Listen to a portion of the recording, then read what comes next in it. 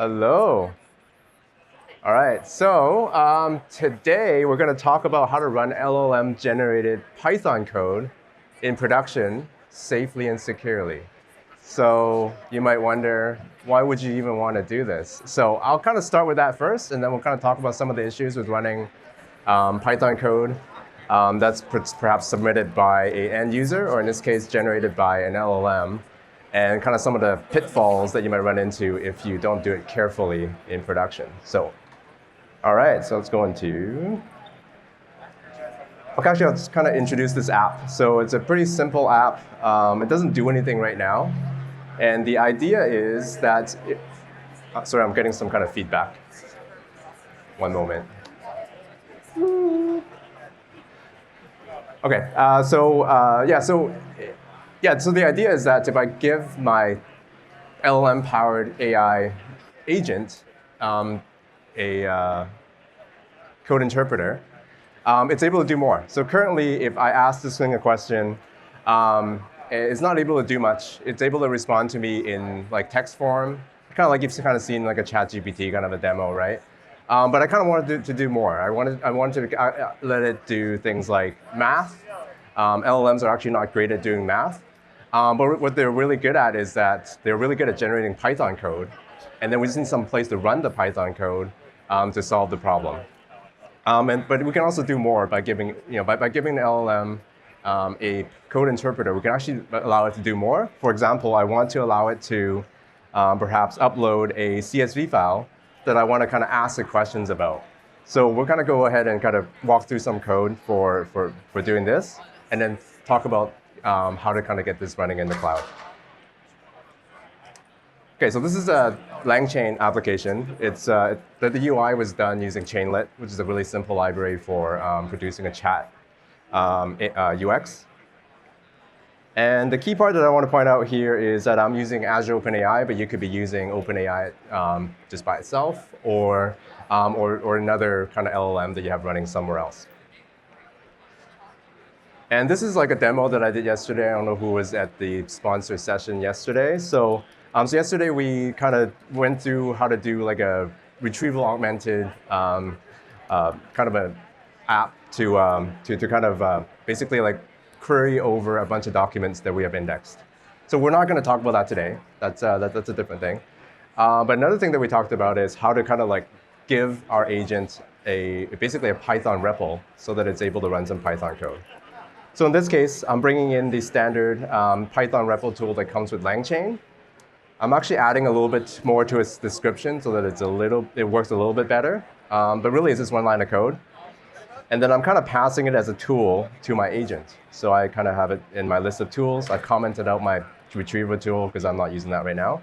And I'll just give it to my agent. So now when I ask it a question, or basically I say something to the chatbot, and it decides that it needs the help of a Python interpreter to solve the problem, it's actually going to write some Python code.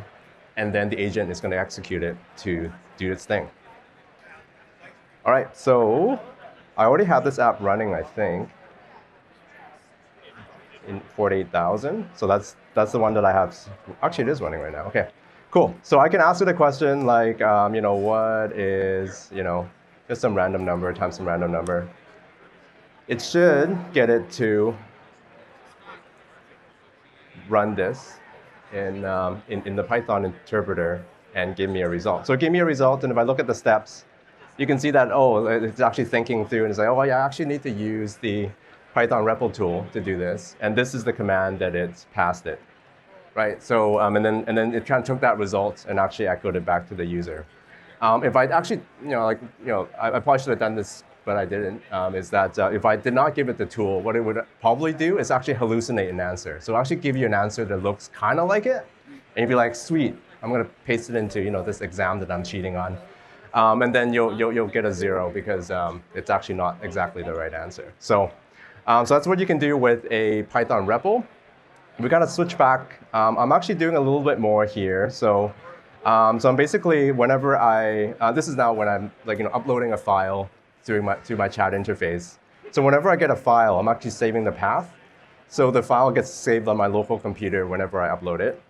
Look, which sounds kind of weird, but I'm running on localhost, so I'm like basically uploading to my own machine. But basically, like whenever I kind of give my chatbot a file, it actually remembers where that file got uploaded to. And then I'm basically saying if there is a file, then I'm kind of giving it more instructions. So if you need to analyze any data, we have a file now at this location. And feel free to execute some Python code to do whatever you need to analyze stuff in that file. And oh, by the way, pandas is available, so feel free to use that. And then I'm also kind of like giving it some hints, like, hey, if you need to analyze like a file, make sure you check the first few rows, because sometimes you don't know what the columns are and all that. So so that's kind of like really the main change I made to the app so that it can handle file uploads.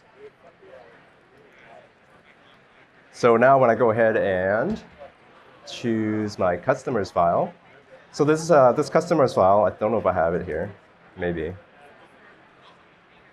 Yeah, so it's just a bunch of random customer information with some columns like their address and things like where like how much money they spent with us and their satisfaction rating and stuff like that. Nice. So let's see if we can actually talk to this file. So I actually saw like there's some folks in Kentucky. So we can say who is the customer in Kentucky who spent the most money?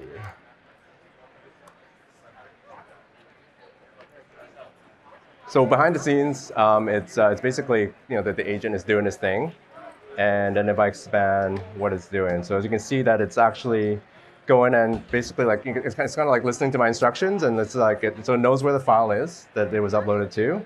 It's also using head to actually see the first few rows of the file, and then it goes, oh, okay, I know what the column names are. So let's find the customer who spent the most money. So it knows that the total purchases dollars column is the one that it should be looking at, and then it writes the right pandas query to actually give you the right result. Cool. And actually, did it give you the right? Yeah, so it did give us the right result. So that's good. You can also ask it other questions, things like, who's the 5 least happy customers in Arizona, which if it actually does the right thing, it's going to look at the satisfaction ratings and kind of like, write the right query to come up with the 5 most or least happy customers, or 5 saddest customers, I guess. And here they are, and hopefully it did the right thing. So let's take a quick look. Again, kind of check the shape of the file to make sure it knows what the columns are. And then, yeah, so it's taking the least 5 customers based on the satisfaction rating. So that's what you can do with a Python code interpreter in an AI agent. So let's take a look at if I were to deploy this thing to production, can anyone think of like things that could go wrong? Like if I deploy this to production, like can you think of things that could go wrong if I just deploy this as is to production? No, so I'll show you. Okay, so here's so say I've actually deployed this to the cloud, and anyone on the internet can use my chatbot. So I can tell it to please write some Python code to print out the contents of my environment variables and execute it. Let's see if it does that. So it's going to basically see that, and it's going to write some Python code. And sometimes it doesn't do it, so I'm going to try it a couple of times. Maybe. Sometimes I have to ask it differently, but let's see if I ask it just twice the same thing. But what I expect is like, once out of like, 2 out of 3 times, it usually tells me, there you go. So it actually printed out the contents of my environment variables file. Yeah, so the bottom one is the one that I don't want people to know about, but now, they're able to find out all sorts of stuff in my, in my app. So you really want the Python code interpreter to be isolated from both the app itself, as well as the different chat sessions. So you don't want it to be able to read other customers' files, for example, right? So you actually want different file systems and things like that. So let's take a look at some of the requirements for doing this. All right, so I already talked about security, right? So another thing is when you deploy this to the cloud, you could potentially have like hundreds of chats going, right? So you need performance. So you want it to, like whenever a chat starts, You don't want to wait like a couple of minutes for like a server or a container to spin up just so that you can execute the code. So you want this to happen within milliseconds. Definitely under a second, but hopefully well under that. As well as you want these sessions to be to kind of just disappear once you don't need them anymore. So if you're doing this based on like a chat, then after the chat is over, it should be automatically cleaned up. You don't want these things to sit around. And this should be scalable. I kind of already talked about that. So you want hundreds of these, thousands of these, if not more, to be able to run at the same time. So I work on a product called Azure Container Apps. It's a place where you can deploy different types of containers to Azure to kind of support different types of workloads. So the app that I was going to show you earlier, it's a Chainlit app. So behind the scenes, it's basically a fast API app. So you would deploy that as an app to Azure Container Apps, and that would run just fine. And then you can also deploy things that run to completion as jobs. And we also support deploying things like vector databases really easily to container apps as well. But to support this new thing that we want to do, to be able to run basically untrusted user-generated, or in this case, LLM-generated code, we actually added a new component type to container apps. And we announced this yesterday. It's called Dynamic Sessions. At its core, it kind of gives you access to these sandboxes that you can run really quickly and that you can use to run untrusted code or applications. And one of them is that we actually give you an out-of-the-box Python code interpreter. So going over the requirements that we had before, so the new Dynamic Sessions feature gives you really high security. So each session runs inside of a fully isolated container that's wrapped inside of a Hyper-V virtual machine. So it's really like one of the highest levels of isolation that you can get without going to like a physical machine for every session that you want to run. And then and these things start in milliseconds. So behind the scenes, what we do is that we actually run a bunch of these code interpreters that are just waiting.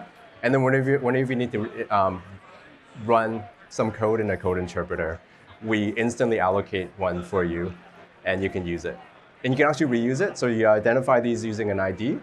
So if for a given chat session, you can actually use the same code interpreter over and over again. You'll actually see some agents. They'll actually import some libraries first, and then they will write some Python code, but in multiple executions. And they all run in the same session, so it can do that. And then lifecycle management. So we automatically delete sessions once it's done. You have control over how long to wait before your last interaction before we delete the sessions. But you don't have to worry about it. So you make a call, and then we allocate your session if it doesn't exist already. And we automatically get rid of it. So you don't really have to think about any of that.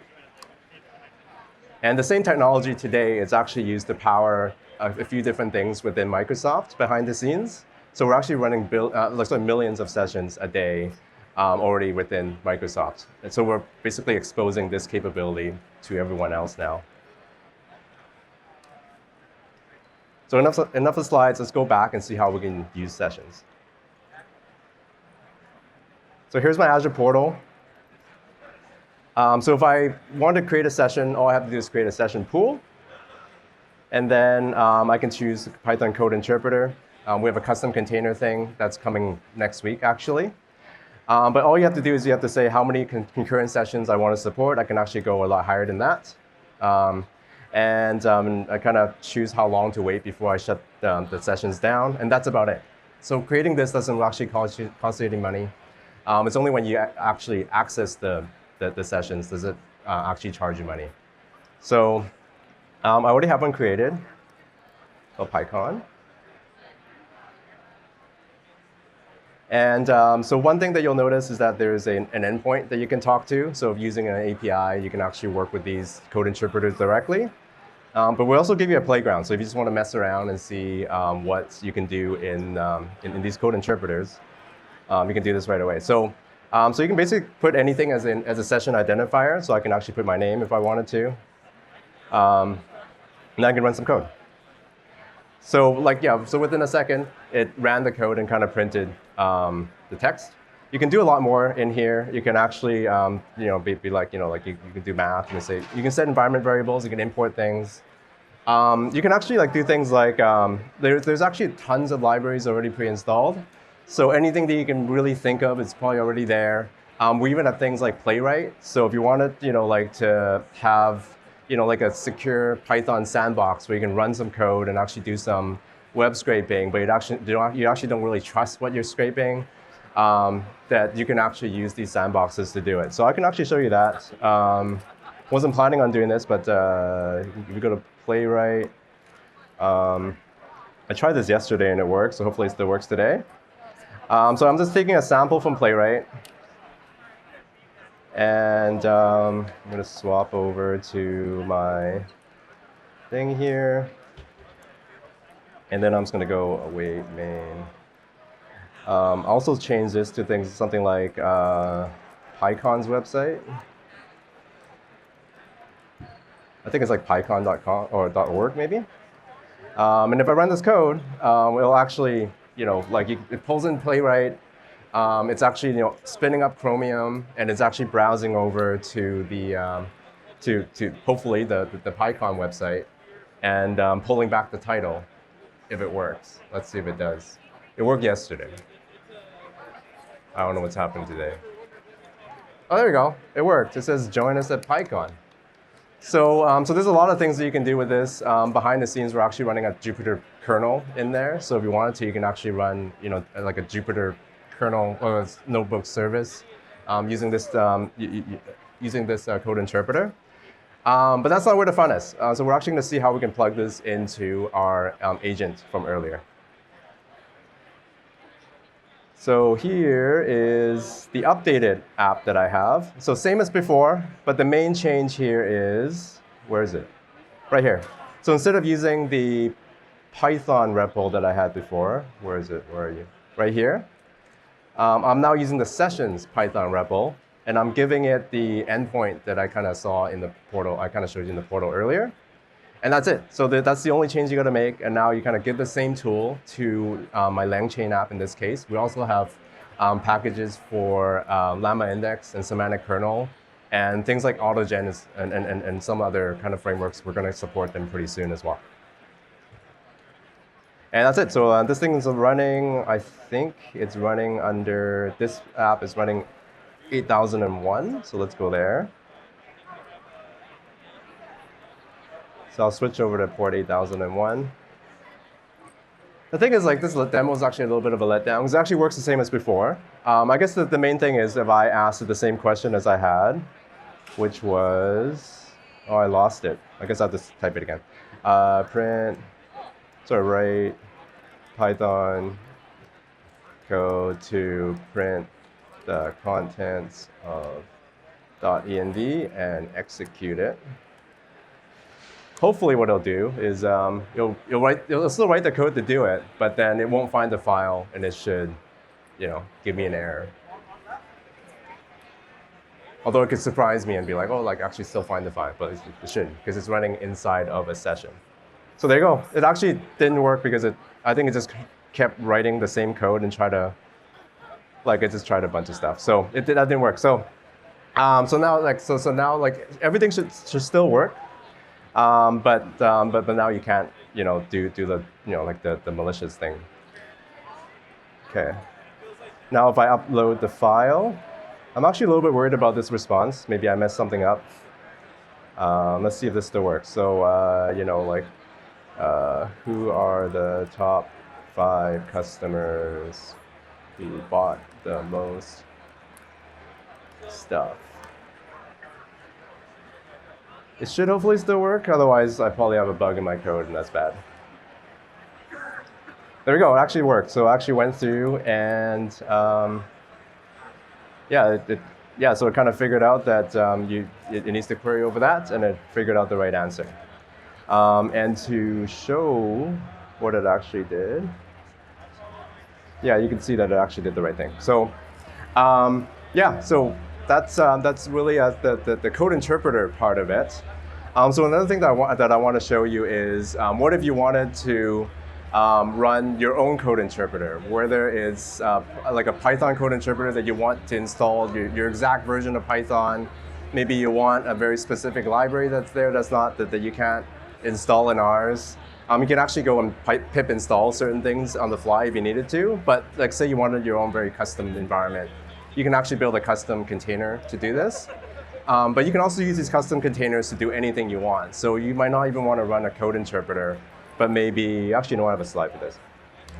But maybe you actually want to run anything that requires an isolated sandbox. So imagine if you were building something like a cloud terminal.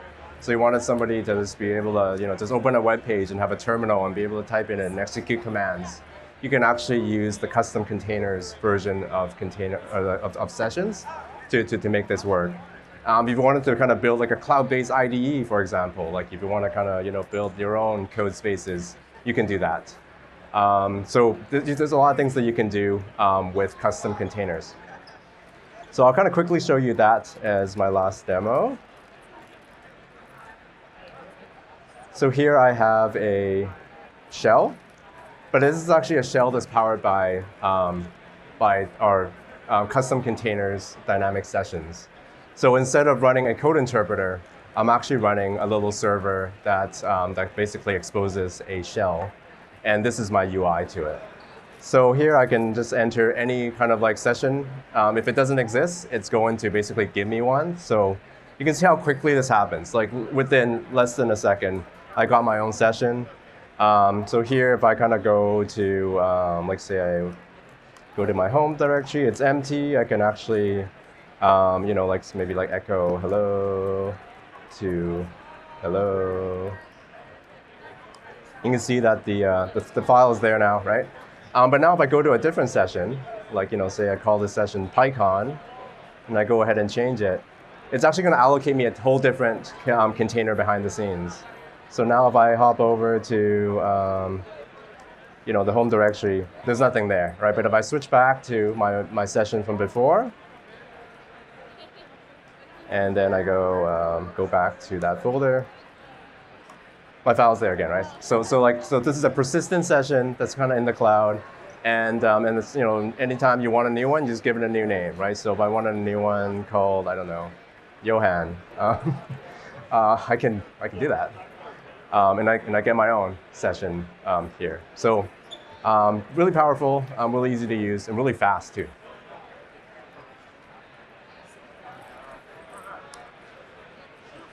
All right, actually, this went a lot faster than I thought it would. So with dynamic sessions, which was the feature I showed you earlier, you basically have these sandboxes where you can either run a code interpreter or really anything you want in a container. So I kind of showed you how you can use it to run, to basically plug into a LangChain app or Llama Index app or anything else to kind of give it a really secure place and safe place to run Python code that was generated by an LLM. But you can also really run anything you want, like the Cloud Shell thing I showed you earlier, or really anything that requires multi-tenant, hostile multi-tenant applications. And yeah, I think that's about it. There's a couple of QR codes here that we have. I don't know if they work, but they're there. Just scan them and, I don't know, do stuff. But yeah, join us here today, now, I guess, or yesterday. And yeah, check this out.